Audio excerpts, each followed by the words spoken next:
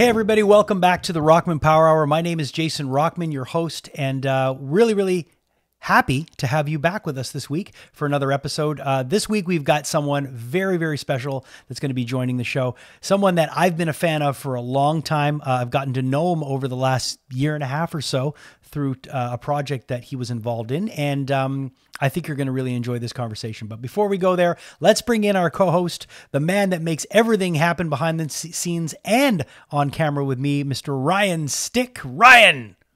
I knew it. Oh, no, dude, you got to stop doing that. You're going to get an ulcer. If you're listening and you can't see, Ryan is chugging hot sauce. What are you chugging? Which one was it? Well, in honor, my birthday was recently, and I had the family over. And, you know, because I'm a ham, I'm like, would you like some hoppy hot sauce? That's how I say it. Yeah. They're like singing happy birthday, like happy birthday to hoppy hot sauce, will you? But no, So honestly, we were having dinner, and my sister that loves hot sauce, she was like, she tried the dill pickle and actually admitted a very pleased sound, you know, like one of those. So yes, considering my sister isn't one of those things from the Dark Crystal, I was very impressed that she liked it so much. So in honor of my sister's genuine reaction, I decided to chug the dill pickle hot sauce today. I did not chug the dill pickle hot sauce today, but I did want to bring on camera this one that I enjoy quite a bit, the pineapple habanero. This is made from the good folks over at Heartbeat Hot Sauce. And of course, if you don't know Heartbeat Hot Sauce, they are a small batch fermenter company out of Thunder Bay that make incredible hot sauce. And they're the title sponsor of our podcast. So we'd love to direct you to go to heartbeathotsauce.com, pick up some hot sauce. You can get a 6-pack, mix it up, try different ones. They've got a bunch, and you will not be disappointed. Also wanted to let you know, they have some great merch too. I mean, their shirts and stuff are great. I love the designs. I love that one. Yeah, I wanted to bring this, you know, it's got a good aesthetic everywhere. So not only can you eat their stuff, but you can wear their stuff quite proudly. So we want to thank Heartbeat Hot Sauce for always having our backs and our palettes. And speaking of our backs, we have to also thank the good folks at Studio House Designs who are always sending us some of the raddest stuff. Ryan and I love their shirts. So big thanks to Cody and Aaron at Studio House Designs, studiohousedesigns.com. They do drops almost every week of some of the greatest shirts and the greatest movies ever. And they're great designers over there. So big shout out to them too. All right, Ryan, this week we've got Richard Patrick from Filter. Richard also was formerly in 9 Inch Nails for a spell. And I'm really excited to have Richard on the show because, as you know, not only am I a big Filter fan, but I'm a big fan of Richard because he kind of shoots from the hip, man. He says what he wants, and he says how he feels. And I appreciate that about him because a lot of people are careful about what they say, but Richard speaks from the heart, and he's genuine. And I'll never forget getting in touch with him and saying, "Hey man, we're doing this cover for roadie relief.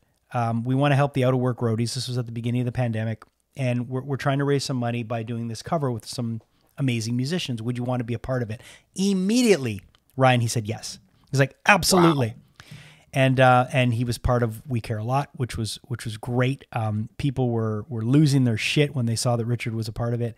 And then he came back and was a part of Mountain Song and helped us get in touch with Louise Post, who I hope to have on the show in the next little while. He brought such a different vocal take to both of them. Oh yeah. And that's the really interesting thing is that the first one, it was so punk rock and there was this snotty approach he intentionally did to it, which was really funny because DMC's came off like this strong beast. Yeah. And Dennis was like a dramatic, theatrical, Bruce Dickinson-ish type of theatrical performance. So it's just really cool to have Richard just come in at the end of that and just like nail it. And a Mountain Song, of course, like Richard, for a guy that just started out as a guitar player, he has a lot of range as a singer. Oh yeah, man. He's a great singer and he's got one of the best screams ever. Yeah. You know, he's one of my favorite guys that screams. And when he does that, I'm just like, how do you fucking do that, man? It blows my mind. Not only is Richard a great guy, Richard's he's always kind of been there ever since I've met him officially and gotten to know him a little bit. He's always been there if I've needed a hand with something, and he's always been generous with his time. So I'm really happy to have him on the show. Excellent. And you know, Richard, you get into so many things But ladies and gentlemen, like seriously, buckle up. You're in for a hell of an interview. This is one of those other ones where you guys just dial into each other. The conversation is organic. It goes from the movie scores you both love. I mean, he tells a Nine Inch Nails story or two. It's really, really, really cool. Or about his long-term friendship with Trent Reznor, which I did not know about. Yeah. I mean, Richard is a mystery I'm enjoying solving slowly. Yeah. Cool. So check it out. Our conversation with Richard Patrick from Filter.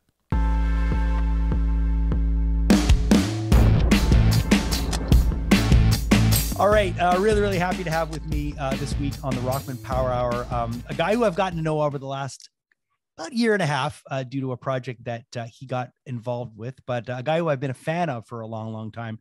Richard Patrick from Filter is joining us. First of all, thank you so much for coming, man.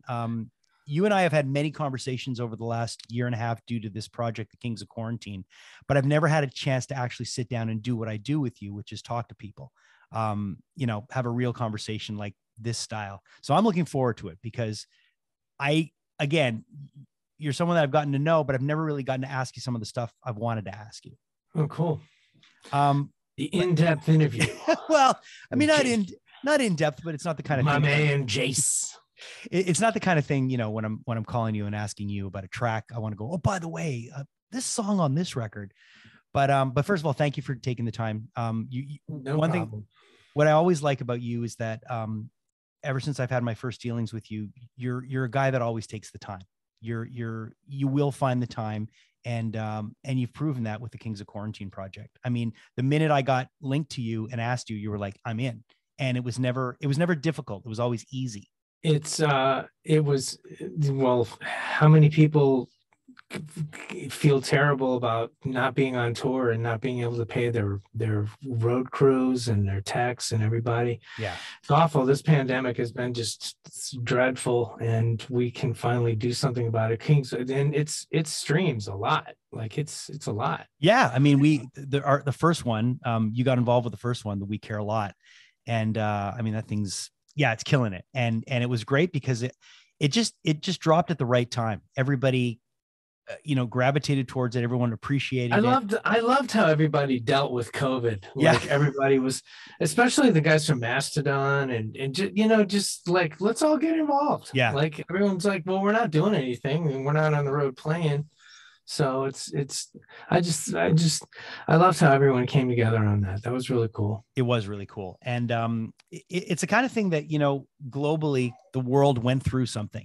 And I don't know if we're ever going to go through something like that again, because that was, I don't remember the last time, at least in my lifetime, where the entire world was going through the exact same thing. And, different places dealt with it differently, but the whole world was dealing with something all at the same time. And there was no escaping it.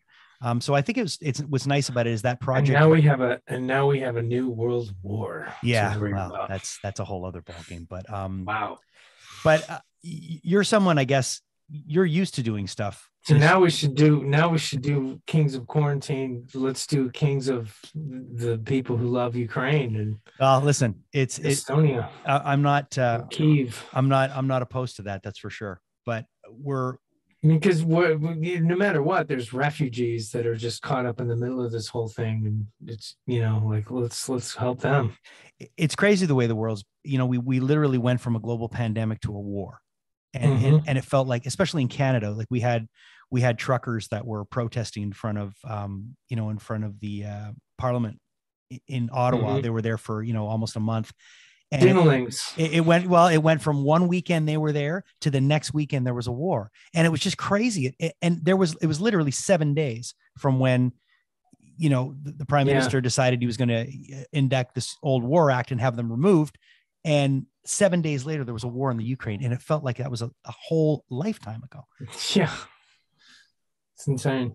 But I don't want to talk about that. I want to talk to you about Filter, and I want to talk to you about some of the stuff that you've been involved with in the past. Because thank you. Let's save us, because if we go down a political road, Yeah, no. Well, I'm a bit left.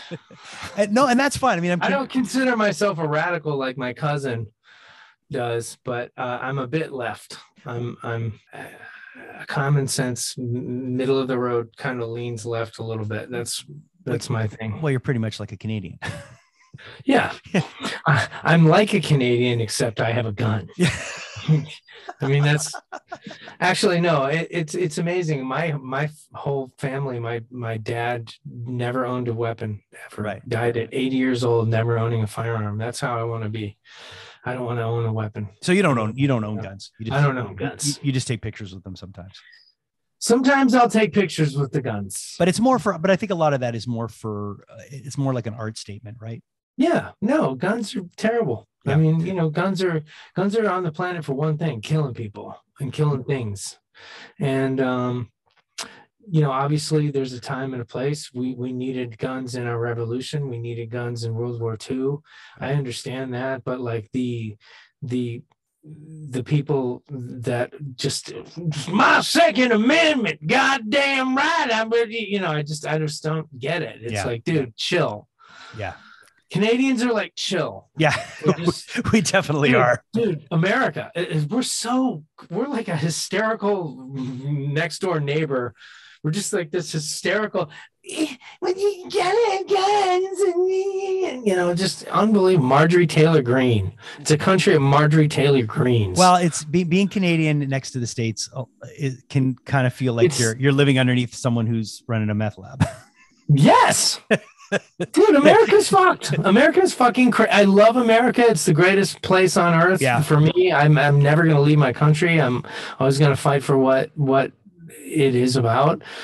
But it's about freedom. It's about a whole bunch of other stuff, and freedom for all. Freedom, not financial tyranny, not guns, fucking Jesus. It's about anyone's religion. It's about, or not believing, like me. I don't believe in religion. I don't think that I think it was used inappropriately for the past couple thousand years. And some of it's good. I love the love thy neighbor and I love the liberalism of Jesus Christ, but I don't necessarily I think guys like Joel Osteen and like all these people that profit off of the Lord, and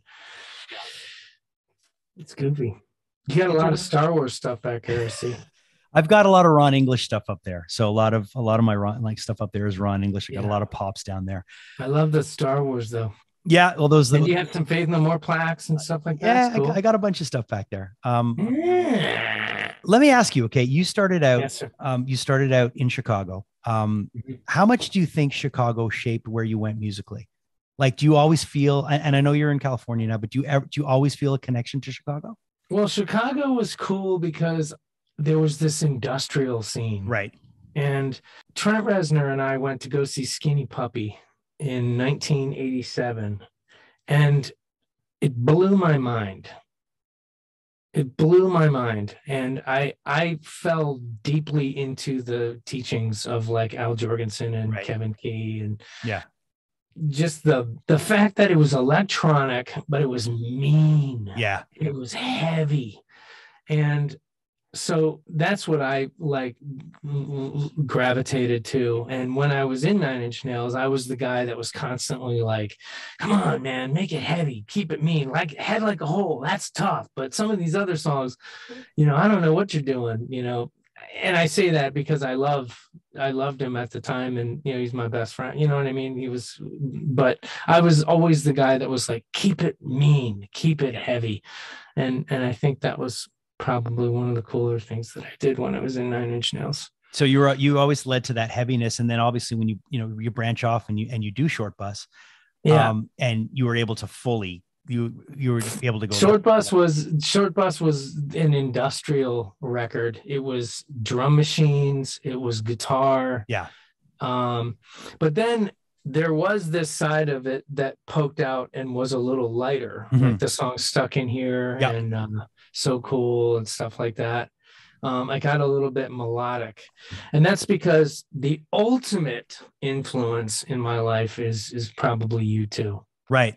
Okay. Like that was the band that I loved when I was like 14 and 13, 14. I found U2, and it was like, wow, it's something so completely, totally elegant and atmospheric and original, just purely, totally onto their own thing. Yeah. Like absolutely nothing sounded like them. And but then tragically, I was so influenced by them when I was 16, 17.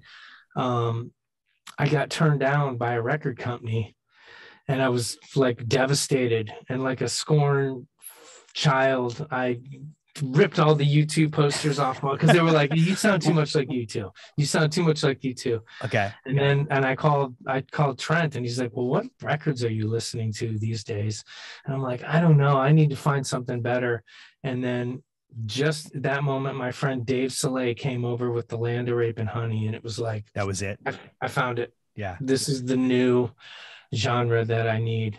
You know, it's funny when you talk about, oh, my dog is behind us. It's funny when you talk about U2 and being elegant and being original. I interviewed Bono, and when I was chatting with him, I wanted to know where he got that from. And it's amazing how much they pay tribute, with their influences to Joy Division. It's for them, for him, it's like, it was all about Joy Division. He goes, we just wanted to sound like Joy Division, right to Larry's drumming and everything. And I'm like, it's funny. I would never have put those two together just without him saying that, because I don't hear it, but I can feel it. And you can think when you listen to Joy Division, and they're just fully on to their thing. They're totally original, completely Joy Division. Yeah. And I think that in itself was an influence, like be completely, totally unique and original and different. And that's what The Edge did.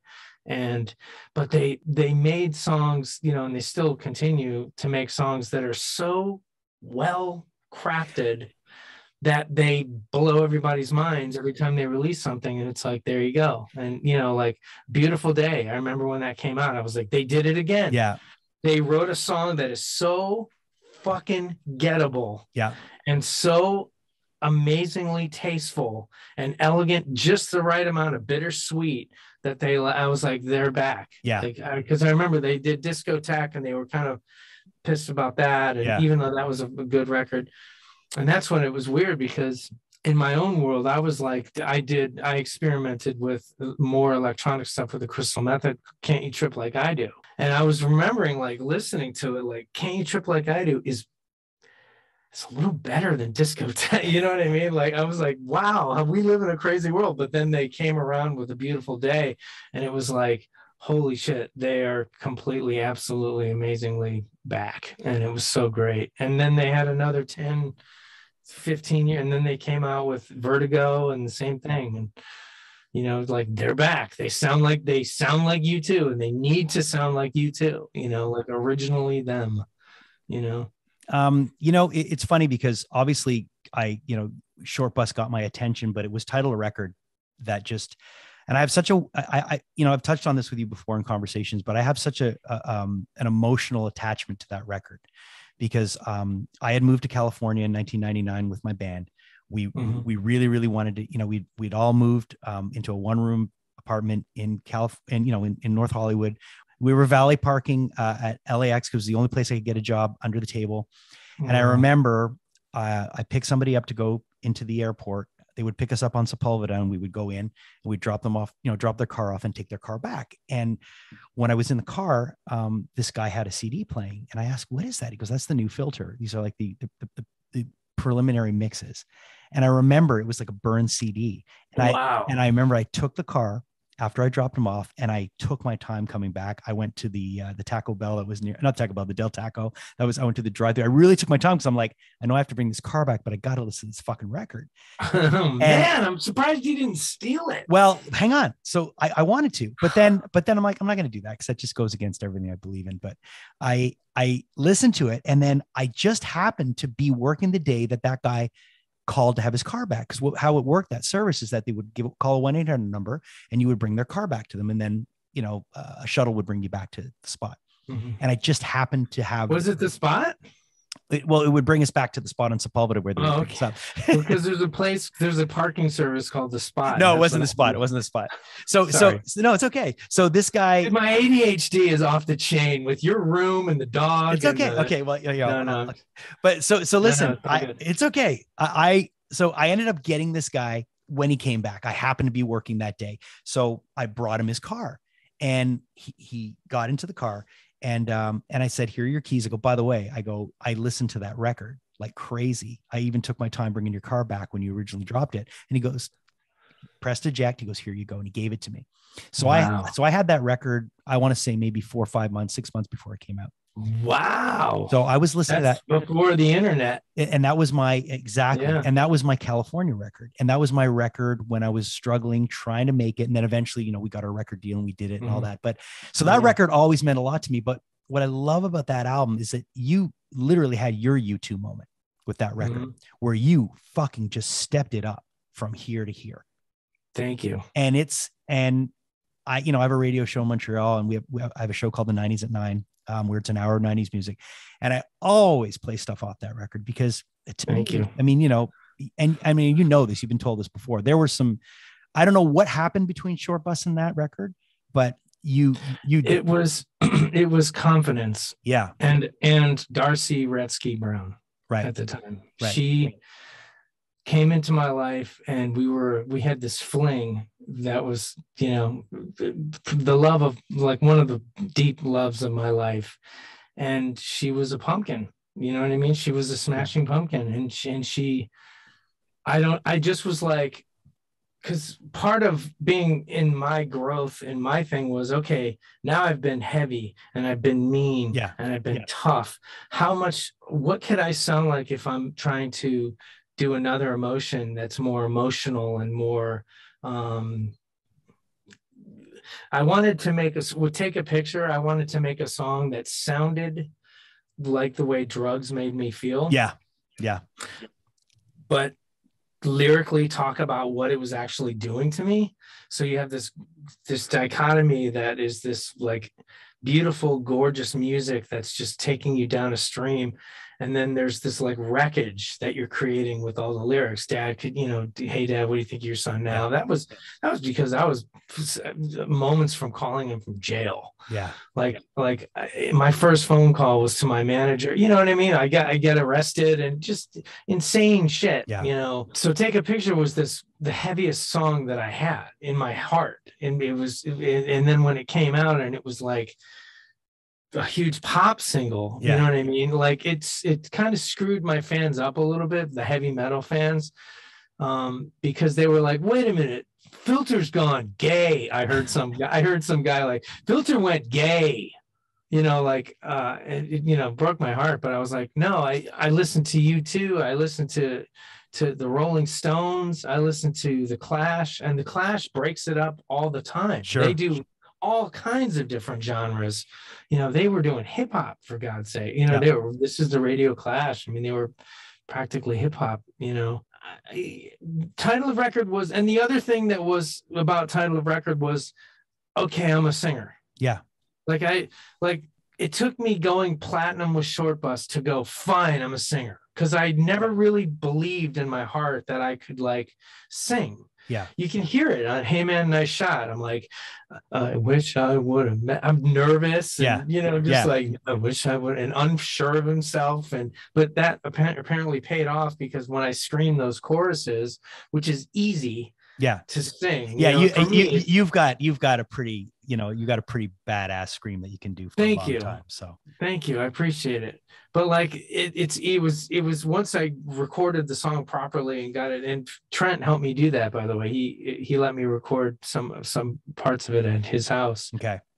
And I had decided, like, okay, fine, fuck it. I'm going to embrace all this other musical ideas that I have in my life. And the record company was like, well, this is a departure. 1 minute you're going from heavy metal to, like, you good looking guy in a video. Like, it's going to confuse your fan base, we think.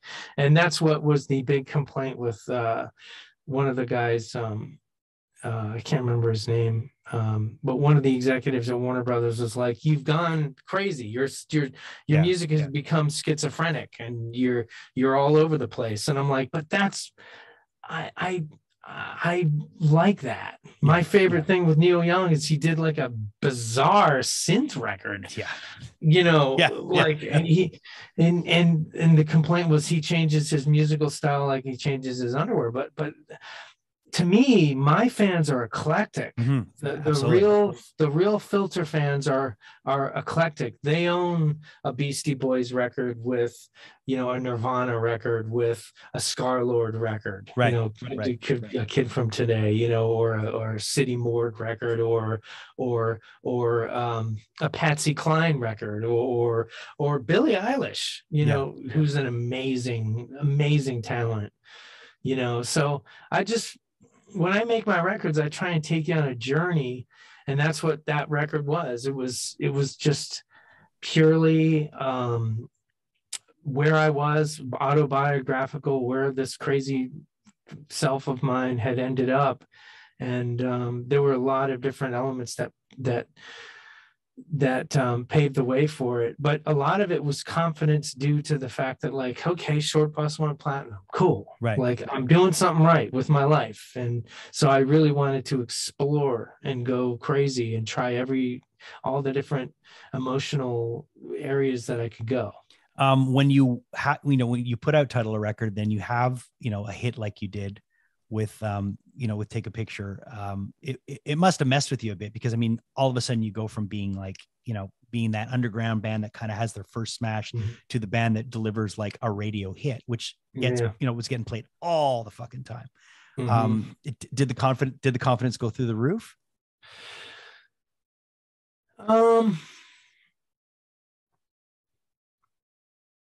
Yeah.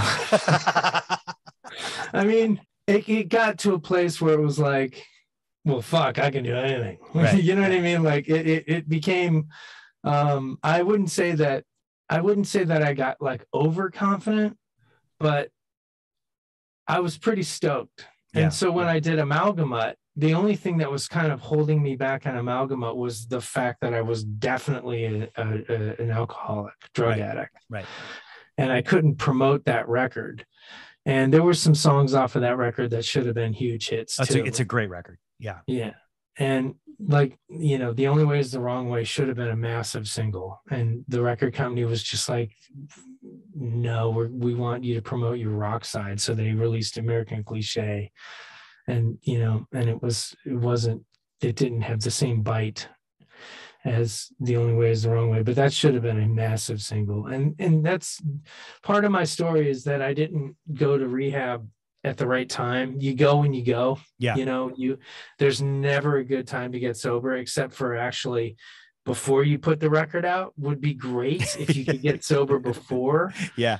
And that's what I should have, done. But I mean, it happens when it happens. And if it didn't happen this exact way, I don't think I would have believed that I was I think I would have went to rehab before, if like I had an intervention or something, and I probably wouldn't have really got it. I think it took me kind of getting on stage and forgetting who I was, and forgetting lyrics, and forgetting, how to sing and how to stay in shape. And it took me kind of like dying on the road, almost dying on the road to like getting into rehab. And then, having gone through rehab, it stuck. And that's why I went to rehab once. Right.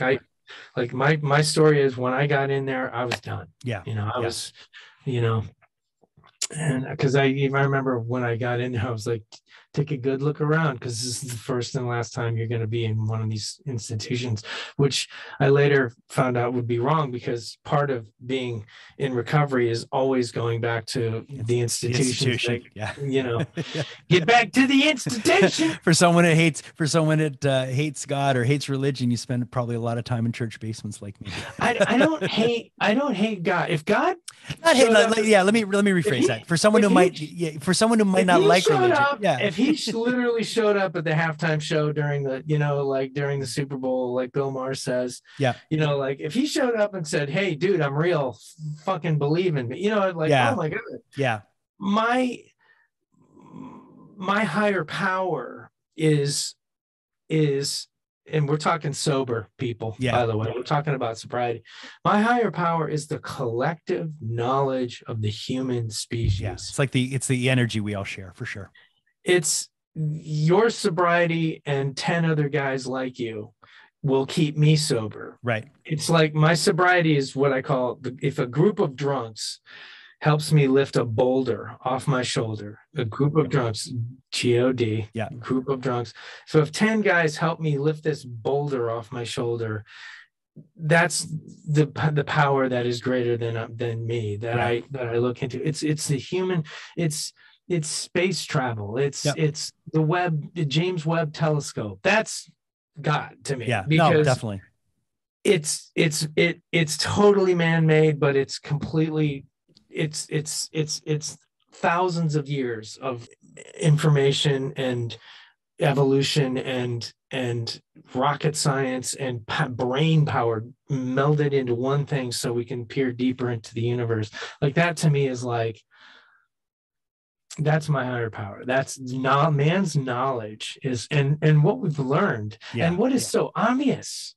It is so obvious. Of course war is bad. Yeah. Of course, Vladimir Putin fucked up.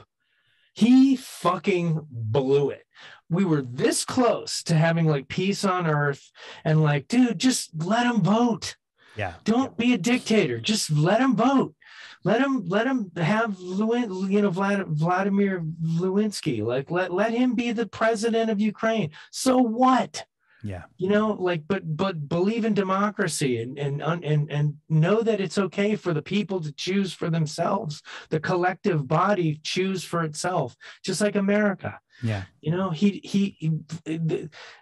Biden won because Trump was so fucking divisive and bad. That's why he won. Yeah. And learn from that. Like, you know what I mean? We've taken a massive. No, that's okay. That's okay. Cause I like, and it's like we've learned that war is bad. So why is Vladimir Putin doing it? Because he has too much power. Well, and there you go. So it comes down to what we were saying, and you and I speak the same language when it comes to sobriety, ego. When the ego gets involved, and that's just and it's funny when you have a program for living or you have a way that you live and you have certain steps that you follow. Mm-hmm. It's easy to identify that in somebody else and be like, well, but they don't have what we have necessarily. So that's kind of the superpower that you have when you are someone that is in a 12-step program. You do get that. Yeah. You have that clarity. And it's something that, I wish I could show that to more people. Donald Trump needs a fucking 12-step program. Yeah. He's a nut. He is, the ego on that man is insane. He needs to get his ass kicked in the world of like, maybe he find out that maybe his ego is a little bit fucking too crazy. I mean, he does not, he is an unchecked, there was no check in his world. There's no balance in his world. There is no one in his life that's saying, dude, chill the fuck out. Yeah. You lost the election. Stop lying.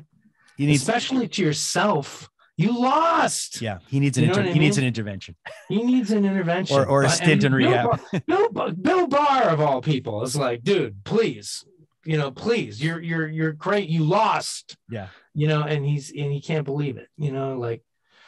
Anyways, the title of record. Yeah. So, all right. So we go from title of record. Obviously you get sober, you put out more music. You're always consistent. You're always pushing, but now you seem to be in a really different place because I see that you do all kinds of stuff in music. You're not necessarily just limiting yourself to being the filter guy. You're soundtracking. It seems like you're doing a lot of stuff. Scores, scores. And it seems like you enjoy that. And I've talked to a lot of guys that were, quote unquote, professional musicians and they performed and they toured and that was their main thing. But a lot of them would tell me at a point they would just, when they could start doing music and still flexing those muscles, but not do it the same way, they really enjoyed it. Like doing something a little behind the scenes, but still contributing. they almost found like a piece in it. Are you? Yeah, I love performing. I love being on stage. I love making filter records. I'm making a filter record right now. I'm also working on a new band called A Place to Kill with Jim Laveau. Oh, nice. It's heavy as hell. It really goes back to my industrial roots. It's super heavy and just more electronic but scoring, you know what I mean? Like, drones and stuff like that, and can you hear all that when I do that? Yeah. And it's to me, it's just another audience. Yeah. Working for a director and for producers and sitting there and going, now, what do you need? What do you want me to do? Here's what I think you should have. Maybe we should do this for the movie The Chariot, which is coming out soon. Thomas Mann and John Malkovich. Okay. It's coming out in April, and I got the movie, and they had temped in all this stuff, and it was like, I think you're wrong. I think it was kind of weird, and I'm like, let's not go weird. Let's go whimsical, and let's be kind of more ethereal and magical. And they were like, okay. And so I tried some stuff, and they were like, wow, that's really great. And it's just a totally different way of communicating musically with people. And obviously Trent and I used to talk about doing movie scores way back in the day on the tour bus. Like, wouldn't it be cool to like make all those drones and all that stuff, like Mark Isham and like do movie scores and like, back in the day. And he obviously went off and did it. And when he greenlit that, in my mind, I was like, man, I got to do it too. I got to try. He's a mentor in many different ways. And for me, but when he started really getting successful and doing movie scores, I was like, it like greenlit the path for me to like try. And when Jim Carrey gave me my first opportunity with the movie Dark Crimes, I jumped. Jumped. Yeah. I was like, fucking A, Bubba. Yeah, absolutely. Because he was like, the whole movie was, they were like, we want something dark and something brooding, but like, I think from what I remember, they told me that he really liked Hey Man, Nice Shot in the basketball scene to Cable Guy. Yeah. And like, that's how he remembered me. Like, oh yeah, that guy, the other guy from Nine Inch Nails that broke away and did his own thing, I love soundtracks. I just picked up the Dune, the Hans Zimmer stuff that he did for Dune, which was absolutely brilliant. That movie sounded great. I love the whole, we've talked about John Carpenter before. I love John Carpenter's soundtracks. I love the fact that, he did them because he couldn't afford to get anybody else to do them. That's amazing, because the themes that he used, that the Halloween, iconic, and the Escape from New York one, the one for They Live, like I love that stuff. But he used synth, like instead of using an orchestra, he was like Mark Isham. He was a synth person, and and the greatest score ever created, like one of the top 10. First off, when you're talking about scores and composers, John Williams is his own island. He's like he's like the Beatles. He's literally the greatest composer of our time. Like of our time. And the stuff that he does for movies, whether it's Jaws to Close Encounters, Star Wars, Superman, Saving Private Ryan, Superman, just mind blowing. So there's that, of which we speak of, and then there's the other guys, like Mark Isham, or there's so many, the Vangelis for the Blade Runner soundtrack. So that, and Blade Runner came out and it sounded almost dated at the time, but because analog synth is so magical and universal, it's now like just a part of the vernacular of it is just gorgeous analog synth, so the only one that sounds a little dated is maybe Chariots of Fire, but but Blade Runner is still to this day one of the most important scores out there. And so that was kind of where I gravitate to. I go for more of the sound design / drones / that's kind of where I like to live when I do scores, but I love melody too. Yeah. So, and part of my melody making comes from just hearing John Williams 24 hours a day on TV growing up. Yeah, I mean, those were all the, you know, all those movies from that time. Like every, you know, I love Raiders of the Lost Ark, Star Wars, Jaws. But the Superman soundtrack for me was like, I mean, being a little kid and seeing Superman in the theater at 6 years old. Oh yeah, that just blew my mind. He's insane. The Raiders of the Lost Ark. Yeah, I mean, it just goes on and on and on. I mean, it never ends. He's literally the greatest composer ever. Like in fact, he's up there with Mozart as far as I'm concerned. No, I know, yeah. I know, and a lot of people will dismiss it because it's just, you know, it's just popcorn music, but no, it's not. But that's what the operas were back in the day, right? Yeah, you know, some of those operas. I mean, look at how William Shakespeare, you know, like graphically talking about boners and everything, like the prick of noon, you know, blah blah blah, like. Like in Romeo and Juliet, they were graphic. They were getting it on. It's funny when you learn. Like I went to theater school and I studied Shakespeare, and when you break it down, and when you have someone, when you have a good teacher that really teaches you, you know, and you learn the iambic pentameter and all that, it was really fun to understand it.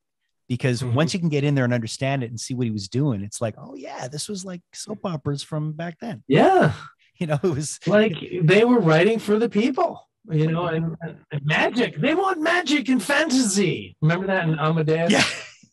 They want magic. They don't want a mass requiem. But it's funny how we think. I think maybe it's the human condition where we think what we're doing is always so important. And this goes back to your concept of the good orderly direction. There is that energy, and there are all those 10,000 years before us that are all coming through. So what I think it makes you, when you look back on something like Shakespeare, you look back, you know, or when people are going to, in 100 years, look back on John Williams, they're going to realize, oh yeah, they were doing that too. They just did it a little different. Jaws could have been a bad, goofy movie with a fake shark. I mean, it could have gone that way, but it was so good. It was the music. It was such it was everything. It was direction. The acting was top notch. Everybody was great, but that music, and you know, it's two notes. Yeah. Bum bum bum bum. And that's the other thing about scores that I love so much is it's so simple. Yeah. Sometimes the simplest idea can kind of take it just works. And that's what's so amazing about music is literally like some of the, you know, I just got back from Nashville and I worked with Sam Tenez and I worked with some other guys, Jeff Duncan and Seth Mosley, and they're musical geniuses. And I'm sitting there with him and I'm like, isn't it amazing that like the simple thing can also be like the simple idea can kind of be what's cool. In music, and they all agreed, like, it can be incredibly complicated, but at the same time, just kind of going for the gut, you know. When Frank Ocean put out Channel Orange, I remember hearing that record, and a lot of people are like, this is just so simple and it's downplayed. I'm like, no, man, it's understated, but it's powerful. And and I love when people can sometimes less is more. Well, dude, I will follow by you too. Yeah.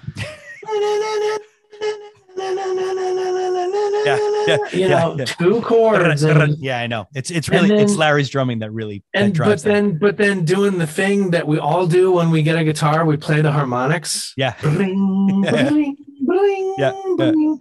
And I'm like, dude, he just did that in a song. Yeah. Like you can't do that's something we as guitar players were tuning up. We do that to tune up. And like he just did that in the song. Like, but that's the beauty of it, is the Edge kind of went the obvious choice to be effective, as opposed to like being like super complicated, which was another amazing thing that like Eddie Van Halen did. It was very complicated. It was very, they use the term math, math rock and stuff like that. And Tool is kind of like that too. And, it's very, complicated, and we love them for that. But at the same time, the effectiveness of just, I mean, like when I played Hey Man, Nice Shot on guitar, Trent was like, what are you doing? Why does that look so easy? I was like, because I down tune. Right. It's drop D.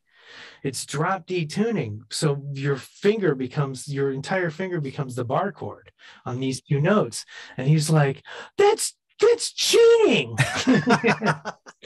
And I'm like, that's the beauty of drop Ds, because everything is automatically just a bar chord. So you can kind of flip around the neck.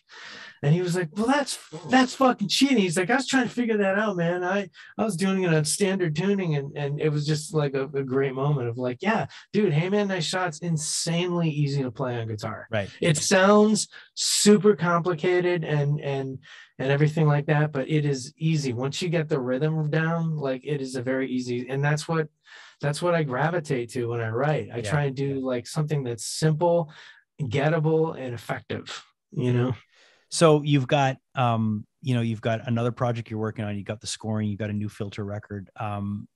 What else do you have on the go? That's pretty much it. And it sounds like a pretty full plate. It's a full plate, and I'm a dad. Yeah. And I think the scoring part of my life is amazing because I get to come home at 5, from the studio. I have this beautiful playground that I'm in, that I sit here all day and I make music. And then I go home to a loving family. I have an amazing wife and 2 beautiful kids, Sloan and Ridley, my daughter and my son. And what can I say? I'm a proud papa. They are straight A students. They're smart as whips. They're fun. They're growing up right before me. I mean, it's crazy. A couple of years ago they were little kids, and now they're big. They're both in their teenage years now, and it's wild. Yeah, I've got a 17 and a 14-year-old, soon to be 18 and 15, and it's crazy. Like my daughter has incredible taste in music, turns me on to stuff, Cool. She went to go see Mitski last week. She's going to see Phoebe Bridgers. And we play each, and she wrote me a text this morning. She's like, Dad, she goes, I have a Steely Dan song stuck in my head. She goes, you've succeeded as a father. My daughter's kind of, she's like, hey, Dad, there's this kid at school that like loves you and like has all your records. And I'm like, that's cool. Yeah. Thank you very much. Yeah. I'm like, wouldn't it be nice if you checked out some of my music? She's like, I like your music. I like taking picture. I like Hey Man, Nice Shot. But she introduced me to Billie Eilish, which was same. My daughter too. Same. Yeah. Same. And there's Billie Eilish songs that brings me to tears. They're so amazing. Yeah. So I'm very lucky that like I try and keep, I hate to say it, but I try and keep young people around me to make sure that I listen to the newest stuff, because they're really in tune. Oh yeah. Yeah. I mean, the stuff that my daughter's turned me on to, and in turn I've turned her on to, the other day she's like, I met 2 new friends and I want to send them playlists, because you always send me playlists. We have Apple Music and I send her playlists. And she's like, I want to, you have that great 90s, there's some great female 90s artists. So I'm sending her, I'm sending her the Breeders, I'm sending her Garbage, I'm sending her Tracy Bonham, I'm sending her Liz Phair, all this stuff. And she's like, Dad, all this great stuff. And then she'll send me stuff. And it's just, I love when she'll send me something and I'll be like, if you like that, listen to this. And then all of a sudden she's like, oh, they're talking about Fiona Apple on TikTok and it's so cool. And it's just, it's a beautiful thing to be able to do that with your kids. It really is. Well, music, but also like movies but it's wild. None of my kids play music. I was kind of shocked that no one is gravitating to the guitar or the piano or it's a different anything. They're just kind of like, they appreciate it, but they're like, my son's like, he's into coding. Okay. Like I bet he gets a job when he's like 16 as a coder, but he loves video games. And so that's another way we connect, was tons of video game action in our house. And then, but my daughter's definitely, she's a little bit of the music fan. I'm going to make a playlist for her and send it to her. I don't know how to do that. I'm going to figure out how to do that. It's easy. I can show you. It's easy. Because if I make a playlist, you'd be right there. You would love my playlist. Yeah. It's like everything from, you know, wow, Massive Attack to just so much music, so much great music out there. It's a Pantera. Yeah. I mean, gotta listen, have a Pantera. I'm one of these guys that doesn't, there's nothing that brings me more joy than sharing music with people, and being able to make a playlist and sharing it with someone, and being able to do that with my kids and have them appreciate it, and then have them come back and go, you know, you put something on the playlist, this band Quicksand, and I went back and listened to the whole record, and they're really good. And I'm like, well, if you like that, you got to listen to this. And then my daughter comes home the other day and she's like, Dad, I heard this song by Deftones, Be Quiet and Drive Far Away. I'm like, oh man. She's like, it's a little I heard that on the way to the studio this morning. That's great. That's really cool. It was on Turbo. It's Sirius XM. It's a great feeling to be able to do that. So dude, I don't want to keep you too long, but I really appreciate you taking the time. It's great. No problem. It's great to catch up, and it's great to see that you're in such a good place. And I've been watching some of those clips of you in the studio, and I think I commented maybe a week ago, like that, hearing you do that long scream, that trademark scream of yours, just it brought such a smile to my face. I'm like, yes, I'm gonna get new Filter music soon. It's so weird because in the headphones with the music, it's the shit. But it's someone was like, what did you stub your toe? You know, like, you know, they're like, what is that? Richard, thanks again. Continued success, and we'll catch up again soon, man. Yeah, and I can't wait to get you some new music too, because we're going to start releasing it hopefully soon. Guess what I'm doing with Filter? What are you doing with Filter? I'm returning to Ben Gross as the producer. Ben. And mixer. Wow. And so we're going to make 2 songs that sound just like Amalgamated title of record. Ooh. It's going to sound just as amazing as that. They're well-written songs, so I got that going for me. But it's going to take his sauce. Yeah. He puts this amazing sauce. He calls it butter. He puts a little saucy butter on the mix somehow. It's amazing. But I haven't worked with him in years, and now we're finally going to get back together and do some stuff. So I'm really looking forward to it. Thanks again for taking the time, man. You got it. Thank you for having me. Obviously, dude, the parts where you guys are just dorking out about John Carpenter and other things, like really made me smile. But what I really liked about is him kind of gained the confidence to be more of a singer as opposed to just a screamer, you know, and that evolution and hearing about that. I always assume that all these rock stars just always have it figured out and they're cool, more cool than school.